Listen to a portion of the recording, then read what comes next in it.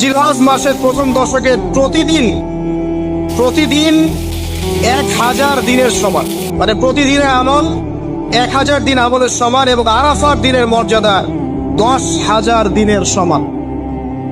আরাফার দিন যে ব্যক্তি ইবাদত করবে ইনশাআল্লাহ তাআলা সে 10,000 দিন ইবাদতের নেকি পাবে ইনশাআল্লাহ। আরাফার দিনে দুটো দোয়া আপনারা পড়বেন স্পেশালি। একটা হলো লা ইলাহা ইল্লাল্লাহ ওয়াহদাহু লা শারীকা লাহ লাহুল মুলক ওয়া লাহুল হামদ ওয়া হুয়া আলা কুল্লি শাইইন কাদির।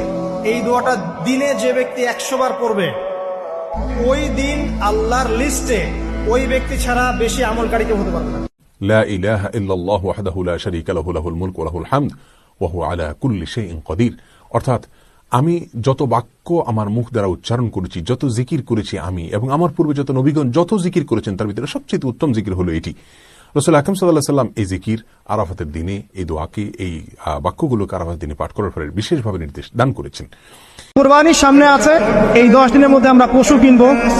পশু কেনার সময় আপনি আপনার সামর্থ্যের সেরাটা কিনবেন এবং পশুকে কেন্দ্র করে কোন রকম শো অফ করবেন না। আমার তো 1,60,000, আমার তো 1,80,000, কত ভাই এত গলায় লটকিয়ে দেওয়া, এইসব কাজ করতে যাবেন, ঠিক আছে? কিন্তু পশুকে আপনি মহব্বত করবেন, পশুকে নিজ হাতে খাওয়াবেন, পানি পান করাবেন, যাতে তার প্রতি আপনার মহব্বত সৃষ্টি হয়, এবং এই মহব্বতের প্রাণীটাকে আপনাকে কুরবানি দিতে হবে। মনে রাখবেন, যিনি কুরবানি দিচ্ছেন তিনি যেন একজন ইব্রাহিম আলাইহিস সালাম, আর যাকে কুরবানি দেয়া হচ্ছে সে যেন একটা ইসমাইল আলাইহিস সালাম।